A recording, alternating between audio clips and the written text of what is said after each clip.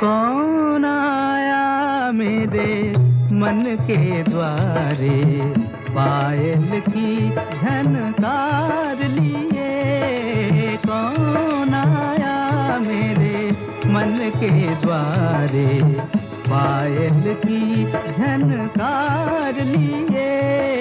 कौन आया?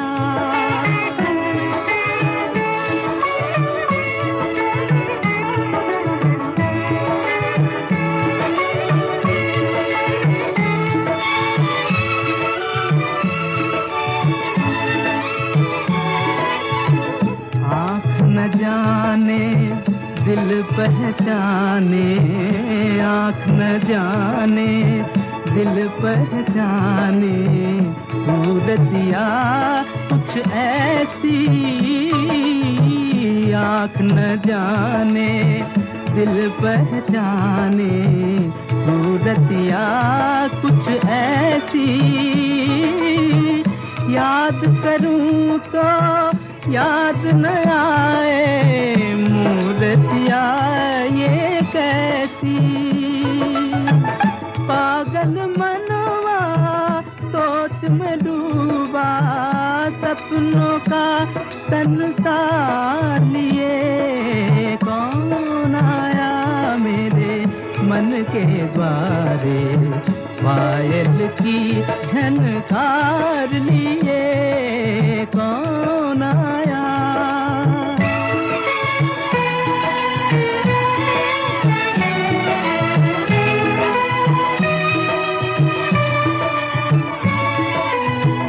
एक पल सोचूं मेरी आशा, रूप बदल कर आई।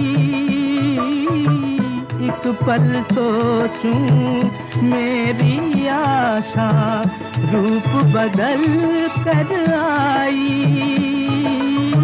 दूजे पल फिर ध्यान ये आए, हो न कहीं परछाई। जो परदेसी के घर आई, एक अनोखा प्यार लिए।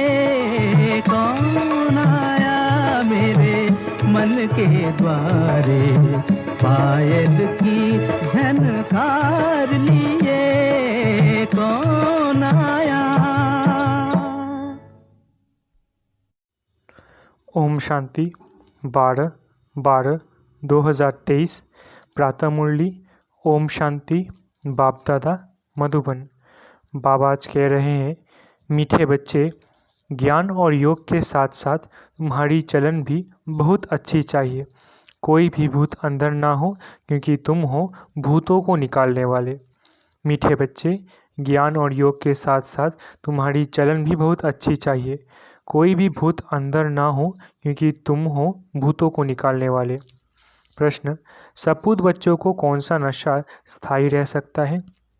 उत्तर, बाबा से हम डबल सिरताज विश्व के मालिक बनने का वर्षा ले रहे हैं।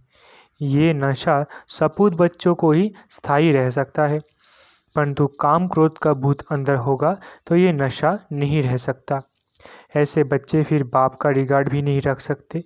इसलिए पहले भूतों को भगाना है, अपनी अवस्था मजबूत बनानी है।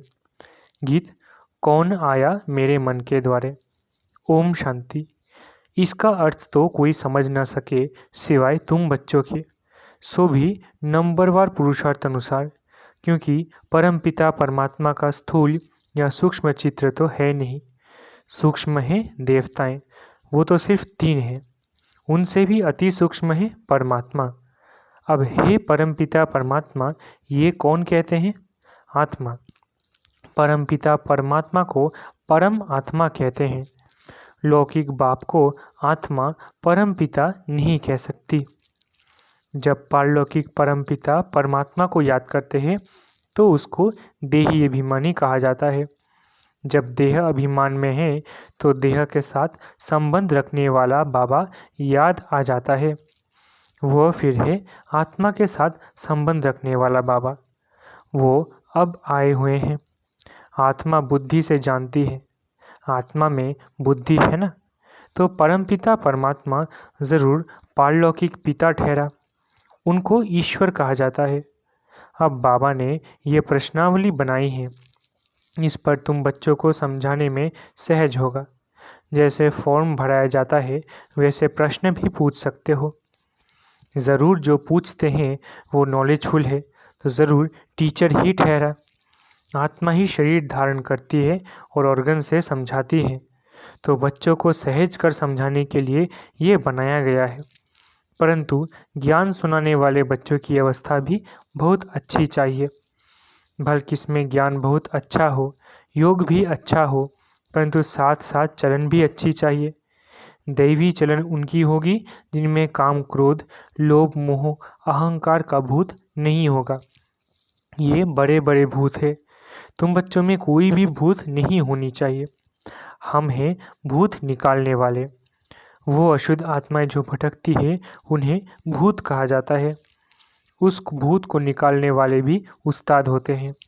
ये भी 5 विकारों रूपी भूत हैं। ये तो परमपिता परमात्मा के सिवाय कोई निकाल न सके। सर्वभूतों को निकालने वाला एक, सर्व की सद्गति दाता करने वाला एक, रावण से लिबरेट कराने वाला भी एक। ये है बड़े भूत। कहा भी जाता है इसमें क्रोध का भूत है, इसमें मोहों का और अशुद्ध अहंकार का भूत है। सभी को इन भूतों से छुड़ाने वाला लिबरेटर परमपिता परमात्मा एक ही है। तुम जानते हो इस समय सबसे पावरफुल यह क्रिश्चियन लोग हैं। उनकी अंग्रेजी भाषा के अक्षर भी बहुत अच्छे हैं। जो राजाएं होते हैं वो अपनी भाषा चलाते हैं। देवताओं की भाषा कोई जानते नहीं। हमारी बच्चियां आगे सब कुछ आकर बतलाती थी। 2-4 दिन ध्यान में रहती थी। अब कोई बुद्धिवान संदेशी हो जो वहाँ की भाषा देखकर सुनाए।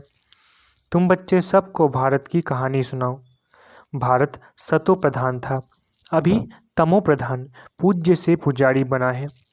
भारत में देवताओं के चित्र बहुत हैं। अंधश्रद्धा से पूछते हैं, बायोग्राफी को जानते नहीं। हम सब एक्टर है तो ड्रामा के डायरेक्टर आदि का मालूम होना चाहिए, इसलिए प्रश्नावली बनाई है। पोप को भी लिखना चाहिए। तुम फॉलोअर्स को कह रहे हो ये विनाश की चीज़ें बंद करो, फिर तुम्हारा ये सब मानते क्यों नहीं है? तुम तो सबके गुरु हो, तुम्हारी तो बहुत महिमा है, फिर ये मानते क्यों नहीं है? कारण तुम नहीं जानते हो तो हम आपको बताते हैं। ये कोई तुम्हारी मत पर नहीं है, ये ईश्वरीय मत पर बना रहे हैं। स्वर्ग की स्थापना एडम ईव द्वारा हो रही है। नॉलेजफुल गॉड है, वो है गुप्त। ज़रूर उनकी सेना उनकी मत पर चलने वाली होगी। ऐसे ऐसे समझाना चाहिए, परंतु बच्चे इतना विशाल बुद्धि नहीं है, इसलिए स्क्रू को टाइट करना पड़ता है। जैसे इंजन ठंडी होती है तो उसे तेज करने के लिए कोयले डालते हैं। ये भी ज्ञान के कोयले हैं। परमपिता परमात्मा सबसे बड़ा है, सब उनको सलाम करने आएंगे। पोप को भी सब पावरफुल समझते हैं। पोप को जितना मान देते हैं उतना और किसी को नहीं देते।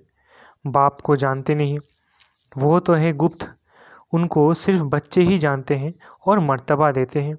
परंतु माया ऐसी है जो बच्चों को भी ऐसे बाप का रिगार्ड रखने नहीं देते। बाबा विश्व का मालिक बनाते हैं। ये नशा बाहर निकलने से खत्म हो जाता है।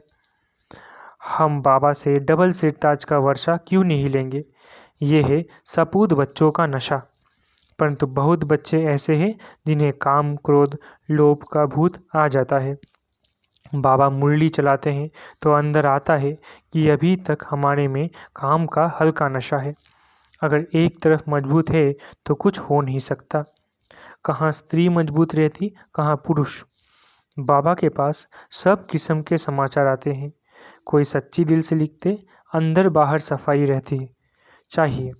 कोई बाहर के सच्चे, अंदर के झूठे। तूफान बहुतों को आता है। लिखते हैं, बाबा आज मेरे को काम का तूफान आया परंतु बच गया। अगर नहीं लिखते तो एक दंड दूसरा आदत बढ़ती जाएगी, आखिर गिर पड़ेंगे। बाबा की बच्चों में उम्मीदें तो रहती है ना, थोड़ा ग्रहचारी होती है तो वो उतर जाती है। कई जो आज अच्छे चल रहे हैं कल मूर्छित हो जाते हैं, वह गला घुट जाता है। जरूर कोई अवज्ञा करते हैं। हर बात में सच्चा रहना चाहिए, तभी सचखंड के मालिक बनेंगे। झूठ बोलेंगे तो बीमारी वृद्धि को पाते नुकसान कर देगी। बच्चों को बड़ी युक्ति से प्रश्नावली लिखनी चाहिए। परमपिता परमात्मा से तुम्हारा क्या संबंध है?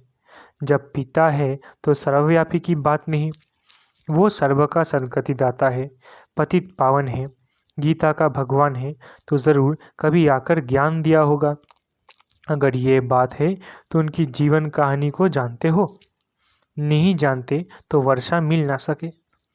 पिता से ज़रूर वर्षा मिलेगा। फिर दूसरा प्रश्न पूछो, प्रजापिता ब्रह्मा और उनकी मुख वंशावली को जानते हो? जिसका नाम सरस्वती है वो है ज्ञान ज्ञानेश्वरी। उनको गॉडेस ऑफ नॉलेज कहते हैं।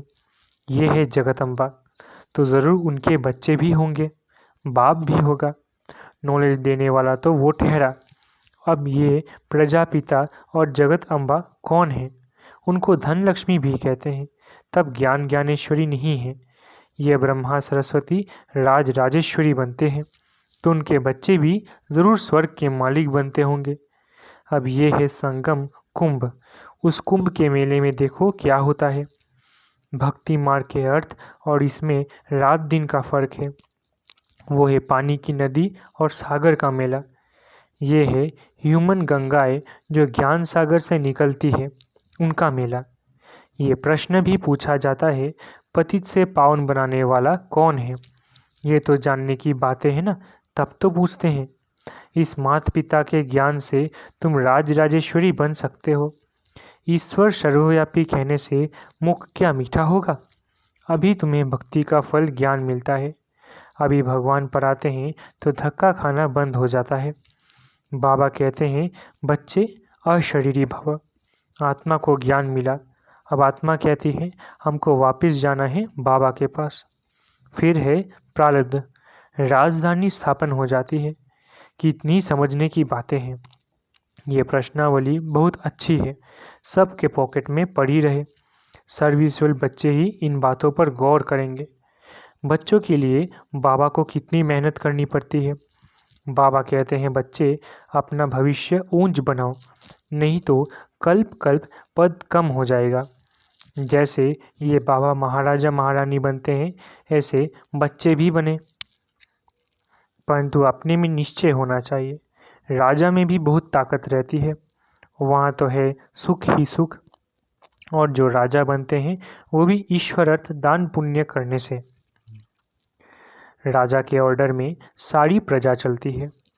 इस समय तो भारतवासियों का कोई राजा नहीं, पंचायती राज्य है, तो कितने कमज़ोर बने हैं। बाबा जानते हैं बहुत बच्चों को तूफान आता है, परंतु समाचार नहीं देते। बाबा को लिखना चाहिए कि ऐसे तूफान आते हैं, आप राय बताओ। बाबा परिस्थिति देख राय बताएंगे, लिखते नहीं हैं। न कोई उनका साथी ही समाचार देते हैं कि बाबा हमारे साथी का ये हाल है। बाबा को तो समाचार देना चाहिए। अच्छा, मीठे मीठे सिकिलधे बच्चों प्रति माता पिता बाप दादा का याद प्यार और गुड मॉर्निंग। रूहानी बाप की रूहानी बच्चों को नमस्ते। हम रूहानी बच्चों की रूहानी माता पिता बाप दादा को याद प्यार, गुड मॉर्निंग और नमस्ते नमस्ते नमस्ते। शुक्रिया बाबा। रात्रि क्लास 11/1/96। बेहद का बाप आकर समझाते हैं, अपना बनाते हैं, राजाई पद के लिए शिक्षा देते हैं, पवित्र भी बनाते हैं। बाप बड़ा सहज रीति अपना और वर्षे का परिचय समझाते हैं। आप ही समझ नहीं सकेंगे। बेहद के बाप से ज़रूर बेहद का वर्षा मिलेगा।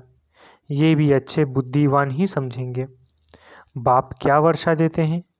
घर का, पढ़ाई का और स्वर्ग की बादशाही का वर्षा दे देते हैं। जो पवित्र दैवी संप्रदाय बनते हैं वही राजधानी में आते हैं। जो जितना पढ़ेंगे पढ़ाएंगे वही ऊंच पद पाएंगे। इतने बच्चे हैं, बाप से वर्षा लेते हैं। बाप स्वर्ग का मालिक नर से नारायण बनाते हैं। ये राजा ही के मालिक है। तो बेहद का बाप जो स्वर्ग का रचयिता है, हम उनके बच्चे स्वर्ग की बादशाही लेंगे। यथा राजा रानी तथा प्रजा जितना पुरुषार्थ करेंगे उतना ही ऊंच पद पाएंगे। यह राजाई के लिए पुरुषार्थ है। सत्युग की राजाई सभी को नहीं मिलनी है। जितना जो पुरुषार्थ करेंगे उतना ही ऊंच पद पाएंगे।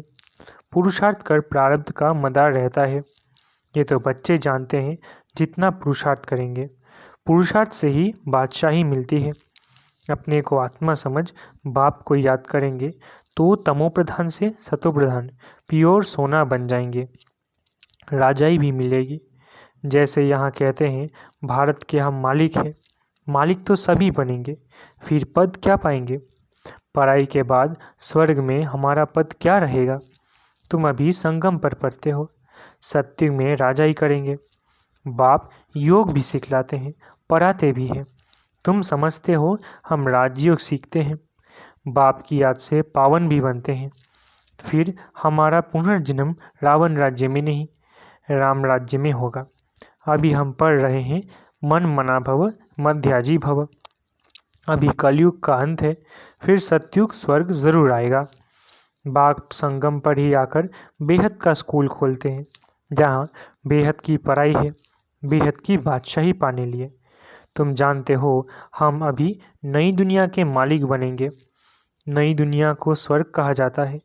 खुमारी चढ़ती है ना, बरोबर पुरानी दुनिया के बाद है नई दुनिया। बच्चों को याद आता है, सभी बच्चों के दिल में है। स्वर्ग का मालिक बनाने के लिए हमको परमपिता परमात्मा पढ़ाते हैं। बच्चों को ये याद रहे, हमको भगवान पढ़ाते हैं। ऊंचते ऊंच सत्युग के राजा रानी बनते हैं। राजयोग द्वारा राजाई मिलती है। उसमें पवित्रता, सुख, शांति सब है। इस बाबा में अभी शिव बाबा पधारे हैं। वो है ऊंचते ऊंच। आत्मा अनुभव लेती जाती है। वहाँ जाएंगे तो वहाँ की बैठक ऊंची होगी। स्टूडेंट्स सभी की बैठक अपनी अपनी होगी। एक ही जगह दूसरा नहीं बैठ सकता। एक का पार्ट दो से मिल नहीं सकता। बाप ने समझाया है, आत्मा में रिकॉर्ड भरा हुआ है। ड्रामा के प्लान अनुसार हमारा पुरुषार्थ चल रहा है। कोई राजा कोई रानी बनेंगे। अंत में पुरुषार्थ की रिजल्ट निकलेगी, जो फिर माला बनेगी। ऊंच नंबर वाले को ज़रूर मालूम पड़ेगा। मरने के बाद समझा जाता है। आत्मा जाकर कर्मों अनुसार दूसरा शरीर लेगी। अच्छे कर्म वालों को अच्छा जन्म मिलेगा योग बल से। पुरुषार्थ नहीं करते हैं तो कम पद पाएंगे। ऐसे ऐसे विचार करने से खुशी होगी। जो जैसा महारथी होगा उनकी ऐसी महिमा होगी। सभी की मुरली भी एक जैसी नहीं चलती, हर एक की मुरली भी अलग अलग। ये बना बनाया खेल है ना। अभी बच्चों का कर्मों पर ध्यान है। बाप या माँ जैसे करेंगे बच्चे सीखेंगे। अभी तुम श्रेष्ठ कर्म करते हो। सर्विस से मालूम पड़ता है, महारथियों की मेहनत छिपी नहीं रहती है। समझ सकते हैं कौन ऊंच पद पाने की मेहनत कर रहे हैं। सभी बच्चों को चांस भी है। ऊंच पद पाने के लिए मन मना भव का लेसन अर्थ सहित मिला हुआ है। बच्चे समझते हैं ये गीता का ज्ञान नॉलेजफुल बाप खुद आकर देते हैं तो ज़रूर एक्यूरेट नॉलेज ही देंगे। फिर मदार है धारणा पर। जो सुनते हो वो प्रैक्टिकल में आता रहे। डिफ़िकल्ट नहीं है। बाप को याद करना और चक्र को जानना, ये है अंतिम जन्म की पढ़ाई, जो पास करके नई दुनिया सतयुग में चले जाएंगे। गायन है निश्चय में विजय। तो प्रीत बुद्धि बच्चों ने समझा है, हमको भगवान पढ़ाते हैं। बच्चे जानते हैं हमारी आत्मा धारणा करती है। आत्मा ही शरीर द्वारा पढ़ती है, नौकरी करती है। ये समझने की बातें हैं। बाप को याद करते हैं, फिर माया रावण बुद्धि का योग तोड़ देती है। माया से सावधान रहना है। जितना आगे जाएंगे उतना तुम्हारा प्रभाव भी निकलेगा और खुशी का पारा भी चढ़ेगा। नया जन्म लेंगे तो बहुत शो करेंगे। अच्छा, मीठे मीठे रूहानी बच्चों को रूहानी बाप दादा का याद प्यार और गुड नाइट। शुक्रिया बाबा। धारणा के लिए मुख्य सार। पहला, अंदर बाहर साफ रहना है। सच्ची दिल से बाप को अपना समाचार देना है, कुछ भी छिपाना नहीं है। दूसरा, अब वापस जाना है, इसलिए अशरीरी बनने का अभ्यास करना है, चुप रहना है। वरदान, मेरे को तेरे में परिवर्तन कर उड़ती कला का अनुभव करने वाले डबल लाइट भव। वरदान, मेरे को तेरे में परिवर्तन कर उठती कला का अनुभव करने वाले डबल लाइट भव। ये विनाशी तन और धन, पुराना मन मेरा नहीं, बाप को दे दिया। पहला संकल्प ही यह किया कि सब कुछ तेरा। इसमें बाप का फ़ायदा नहीं, आपका फ़ायदा है, क्योंकि मेरा कहने से फंसते हो और तेरा कहने से न्यारे हो जाते हो। मेरा कहने से बोझ वाले बन जाते और तेरा कहने से डबल लाइट ट्रस्टी बन जाते। जब तक कोई हल्का नहीं बनते तब तक ऊंची स्थिति तक पहुंच नहीं सकते। हल्का रहने वाले ही उड़ती कला द्वारा आनंद की अनुभूति करते हैं। हल्का रहने में ही मज़ा है। स्लोगन, शक्तिशाली आत्मा वो है जिस पर कोई भी व्यक्ति या प्रकृति का अपना प्रभाव न डाल सके। स्लोगन, शक्तिशाली आत्मा वो है जिस पर कोई भी व्यक्ति व प्रकृति अपना प्रभाव न डाल सके। अच्छा, ओम शांति। शुक्रिया बाबा।